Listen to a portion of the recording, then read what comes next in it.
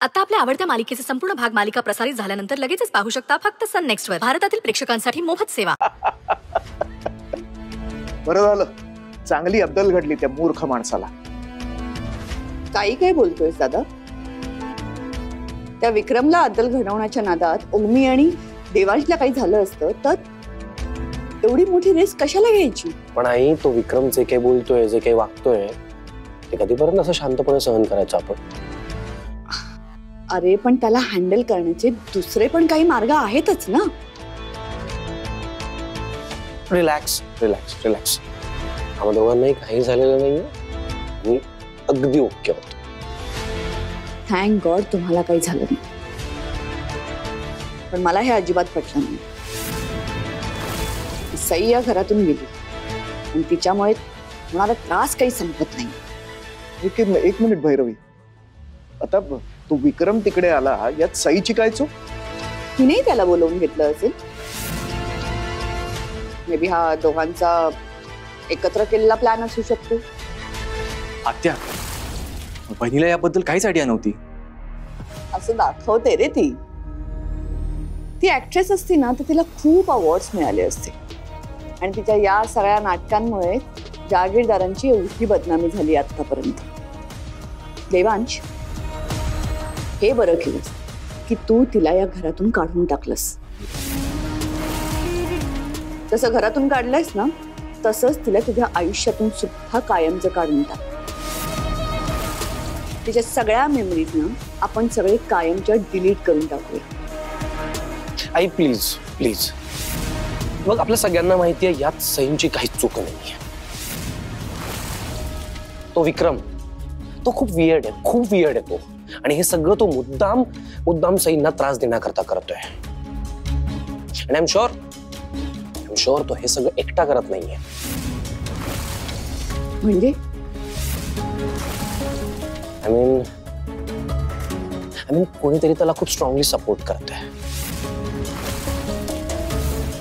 मला फक्त एकदा कळायला हवं की कोण आहे तो व्यक्ती जो याला हेल्प करतो हे सगळं करण्याकरता. मग त्या व्यक्तीला आणि या विक्रमला दोघांनाही बघतो मी.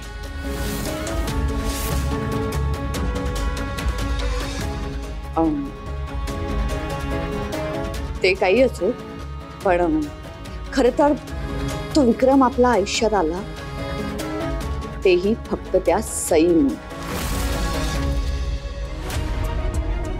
सई नसती ना तर त्याच्याशी आपला कधी काही संबंधच आला नसता.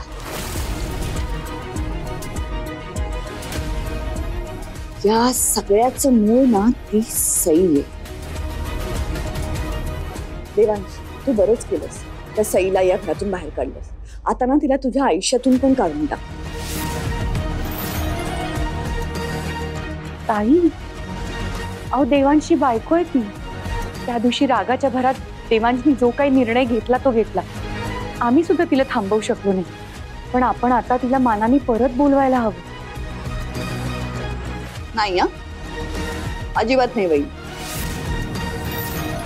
मी त्या मुलीला आपल्या घरची पायरी सुद्धा चढू देणार नाही परत. आई जानू, please please please, me request करतो तुम्हाला, मला आता या टॉपिकवर सिरियसली नाही बोलायचंय. प्लीज. अजून किती दिवस हा विषय टाळणार आहेस तू? आयुष्यभर टाळण्यासारखाच विषय येतो. मला ना कळत, मला खरं तर ना तिचं नाव घ्यायला सुद्धा आवडत नाही. पण परत परत का तिचं नाव माझ्या तोंडावर येतंय सारखं. Devansh, I am very sorry. I know तुला हा विषय सारखा सारखा बोलल्यानंतर अजून त्रास होतो. खरं तर मला पण या विषयावर बोलण्याची इच्छा नाहीये. देवांश, मी काय म्हणते, तू ना हळूहळू आता कामात लक्ष द्यायला सुरुवात कर. तुझ्यासाठी तुझं काम म्हणजे तुझं पॅशन आहे. आणि एकदा का कामात लक्ष द्यायला लागलास ना की या सगळ्या गोष्टींचा विसर पडेल तुला. राईट. मी माझं परत काम सुरू करेन तर आय गेस लवकर रिकवर पण होईल. राईट. एक्झॅक्टली. तुला ना खरं तर आता असिस्टंटची गरज आहे. Let's do one thing. तुझं स्केड्यूल मॅनेज करायला, तुझ्या मीटिंग्स मॅनेज करायला, तुझं खाणं पिणं, औषधांच्या वेळा, हे सगळं मॅनेज करायला ना एखादी असिस्टंट ठेवूया, म्हणजे तुलाही आराम मिळेल. इनफॅक्ट जी तुझं सगळं काही मॅनेज करेल. अंजली, हा जॉब करशील?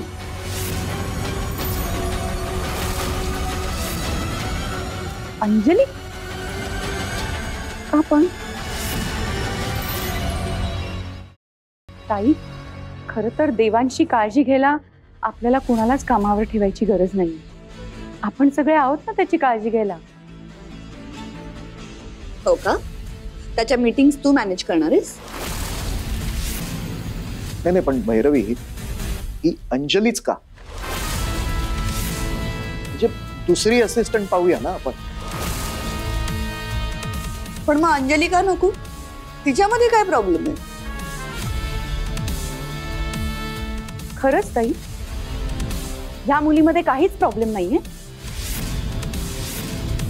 ताई, सई जे काही वागली ते तुम्हाला सारखं सारखं आठवतं, पण ही मुलगी आपल्याशी जे वागली ते इतक्या सहजासहजी विसरलात तुम्ही. तिला बरं माफ केलं तुम्ही. वहिनी, मला नकोय कोणाचीच help. I am really very sorry, पण I can manage on my own. Okay? तुला कोणाच्या तरी आधाराची गरज लागणार आहे नक्की, पण त्यासाठी मी त्या सईला परत तुझ्या आयुष्यात येऊ देणार नाही, हे तर पक्क आहे. त्यामुळे आता जे काही बोललोय त्यावर जरा विचार कर आणि योग्य डिसिजन घे. Till the time, take rest.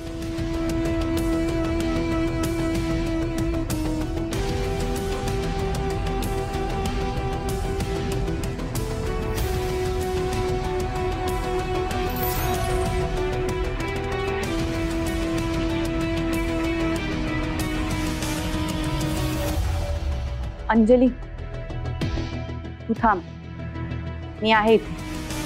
बाजूला हो.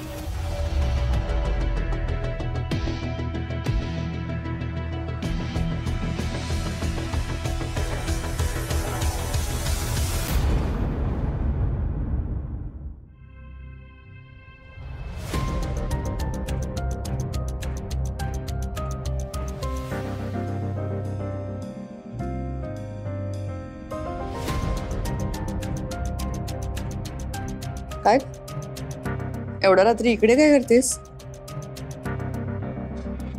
सुनेच्या काळजीने स्वतःच्या बेडरूमचा रस्ता विसरलीस की काय? मला सईची काळजी नाहीये, आपली काळजी. तिच्याशिवाय आपल्या घराला काहीच अर्थ नाहीये ताई. राम आहे तुझं? अजिबात नाही. घरची लक्ष्मी अशी रडत घराबाहेर गेल्यावर घरात सुख नांदेल तरी कसं? काय ग, लक्ष्मी काय, सावित्री काय, ही एवढी मोठी मोठी नावं देऊन ना उगाच त्या मिडल क्लास मुलीला डोक्यावर बसवून ठेवली तुम्ही. खरं तर कवडीची किंमत नाही तिची. ना पैसा, ना स्टेटस, ना क्लास. तिच्याकडे संस्कारांची श्रीमंती आहे. घराला बांधून ठेवायची ताकद आहे तिच्याकडे. तिच्या मनात आपल्या माणसांबद्दल जिव्हाळा आहे ताई. आणि सगळ्यात महत्वाचं, आपल्या देवांचा जीव अडकलाय तिच्यात. नाही, काही देवांचा जीव अडकला बेडकला नाही. तसं असतं ना त्याने घराबाहेर काढलीच नसती तिला. त्याने जे काही केलं ते का केलं हे आज ना उद्या आपल्याला नक्की कळेल. पण मी सांगते ना तुम्हाला ताई, देवांश सईला घराबाहेर जाताना बघू शकला नसता म्हणून तो तिच्या समोर आला नाही. त्याने त्याचा निर्णय दिला तेव्हा त्याचे शब्द तुम्ही ऐकले. त्या मागच्या ज्या वेदना आहेत ना त्या जाणवल्या मला. काय जाणवलं ग तुला? मी काय जाणवलं तुला? आणि म्हणायचंय काय तुला की माझ्यापेक्षा जास्त तुला देवांशची काळजी आहे? माझ्यापेक्षा जास्त तू देवांशला खूप छान ओळखतेस? नाही नाही ताई, अहो मला माहितीये तुमचा खूप जीव आहे देवांशवर, म्हणून मी तुम्हाला सारखं सारखं विचारते की तुम्ही असं का वागताय? काय वागते मी? त्या अंजलीला देवांशच्या जवळ नेण्याचा का प्रयत्न करताय तुम्ही? ताई अहो ती फसवी आहे, खोटं बोलली आहे ती आपल्याशी. मग सई खोटं नाही बोलली आपल्याशी. ताई नाईलाजाने खोटं बोलली ताई, पण ही मुलगी स्वार्थापोटी खोटं बोलली. आणि आता सुद्धा ती आपल्या घरात वावरते ना, त्यामध्ये नक्की तिचा काहीतरी स्वार्थ असणार. मी सांगते ना तुम्हाला, ही अंजली चांगली नाहीये. ती फक्त चांगलं असण्याचं नाटक करते. दिवस रात्र देवांच्या मागे पुढे करते. काय गरज आहे तिला? बिचारी सई घर सोडून गेली, पण जिने घराबाहेर जायला हवं ती अजून ह्याच घरात आहे. मला ना हे अजिबात आवडत नाही. त्या अंजलीला बघित. तुला काय आवडतंय आणि काय आवडत नाहीये ना, त्याच्याशी माझं काही घेणं देणं नाही. रादर ते महत्वाचंच नाही. महत्वाचं हे आहे की मला सई आवडत नाही आणि काही करून ती देवांच्या आयुष्यातून दूर जायला हवी. पण ताई हे बघ, मला त्याचं काही ऐकायचं नाही. आणि हा तुला देवांची खूप काळजी आहे असं दाखवू नको. कारण काय ना, देवांश हा तुझ्या पोटी जन्माला नाही आला. जेवढा तुझा देवांशीवर अधिकार आहे, जेवढा तुझा हक्क आहे, तेवढाच माझाही आहे. रादर माझा त्याच्याहून जास्त हक्क आहे. त्यामुळे सईच्या बाबतीत ना यापुढे काही बोलायला जायचं नाही. आणि देवांच्या बाबतीत मला जे काही करायचं ते जर का तुम्हाला करू दिलं नाहीस ना, तर मी सरळ जाऊन देवांशला सांगेन की देवांश तुझा मुलगा नाही. नाही ताई असं करू नका. तू असं नको करू. आणि मला जे करायचंय ते करू दे. देवांशच्या बाबतीत मी घेतलेला निर्णय हा अंतिम असेल. Am I clear?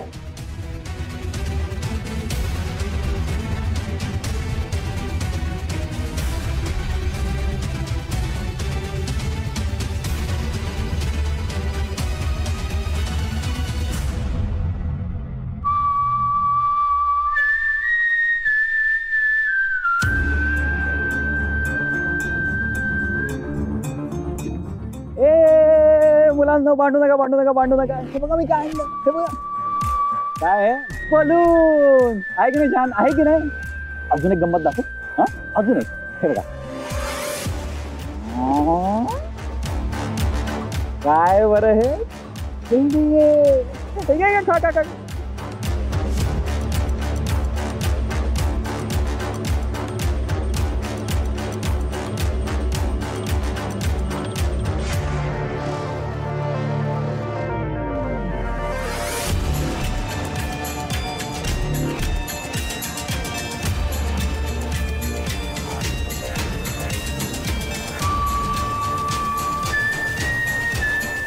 काका हो हे घ्या हे घ्या, हे घ्या पेढे घ्या. तुम्ही घ्या. हो तुम्ही पेढा घ्या. काय काय पेढा घ्या. अरे तुम्ही काय इकडे उभे? घ्या घ्या घ्या. हो हे तुम्ही घ्या. कोण आहेस तू? हो ना, ओळखीचा असल्यासारखा पेढे काय वाटतोय सर्वांना? हो ओळख नसली तर होऊन जाईल, त्यात काय एवढं होतं. मी सांगतो बघा, ही ना तुम्हा सगळ्यांच्या खूप जवळचा आहे. नाही कळलं? अहो तुमच्या सोसायटीचा जावई आहे मी. जावई. जावई? अरे पण आज आम्ही पहिल्यांदाच तुला इथे बघतोय. हो ना, खरं तर ना आपली भेट आधीच व्हायला हवी होती, पण नाही झाली. मग काय झालं? आता होते ना, आज भेट होते आपली, काहीच हरकत नाही. किती छान. ओ मला तर इतका आनंद होतोय तुम्हाला. काय काय झालं? तुम्ही असे काय बघतात हो माझ्याकडे? म्हणजे मला काही काही उमजत. अरे हो, मी माझ्याबद्दल काही सांगितलंच नाही तुम्हाला. सांगतो. हे बघा, मी ना सई आहे ना, सई माने. कोण? चोरग्यांची भाची सई? अगदी करेक्ट. मी तिचा नवरा आहे. सईचा नवरा? कसं शक्य आहे? का शक्य का नाहीये? तुम्ही जहागीरदार आहात का? नाही हो, मी जहागीरदारांच्या मुलाचा फोटो बघितलाय पेपरात. हा तो नाहीये. हो, म्हणजे मागे बिल्डिंग मध्ये सई तिच्या नवऱ्याला घेऊन आली होती जोडीने. त्यांना पाहिलं होतं मी. काय रे, खोटं बोलतोयस का? अरे काय करतोय? मी खोटं बोलत नाहीये, कळलं? अरे सईचा नवरा आहे आणि तो जहागीरदार आहे ना, त्याने खोटं बोलून तिला फसवून तिच्याशी लग्न केलंय. त्याने तिच्याशी लग्न करण्याआधीच सईचं आणि माझं लग्न झालं. ओके ओके हा ओके ओके.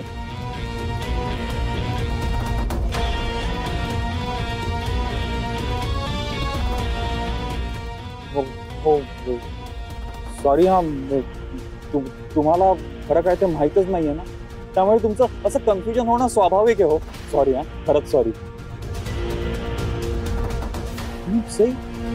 सई पण खूप स्ट्रेस मध्ये होती. हा पण आता तिला सगळं क्लिअर झालंय. तिला सुद्धा कळलंय की तिचं फक्त माझ्यावरच प्रेम आहे. हो म्हणूनच ती जागीरदारांचं घर सोडून इथे राहायला आली आहे. आणि काय झालं ना की आम्हाला ना तुम्हाला लग्नाला ना बोलवायचंच होतं हो, पण ना काय ते एवढं गडबड गोंधळ, लग्न म्हटलं तुम्हाला माहिती नाही काय होतं ते, त्यामुळे आम्हाला तुम्हाला बोलवताच नाही आलो. आणि म्हणून मी तुम्हाला पेढे द्यायला आलोय आमच्या लग्नाचे, तुमचं तोंड गोड करायला आलोय. ठीक आहे ठीक आहे ठीक आहे ठीक आहे. पेढे का असं कसं अजून काय. ठीक आहे ठीक आहे ठीक आहे ठीक आहे. आयो तुम्ही काय बोलू नका, पेढा ठीक आहे तुम्ही अजून घ्या, अजून घ्या. हे घ्या. हो माहिती आशीर्वाद. काकू तुम्ही आशीर्वाद द्या. अहो तुम्ही असं काय पेढे नाही, घ्या घ्या अजून पेढे.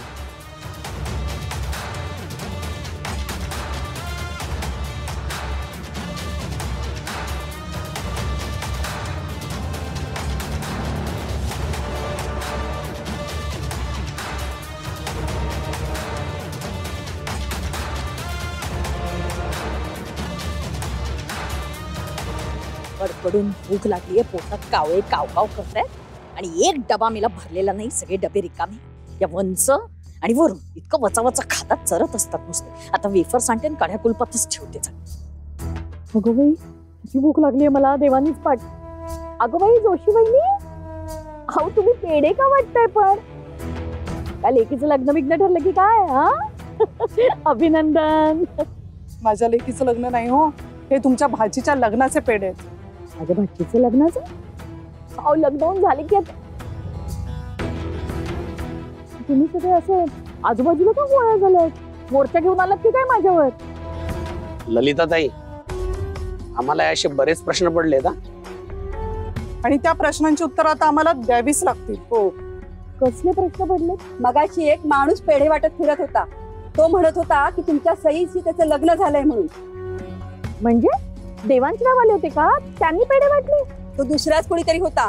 तो सांगत होता जहागीरदाराशी लग्न होण्या अगोदरच सईचं माझ्याशी लग्न झालंय म्हणून.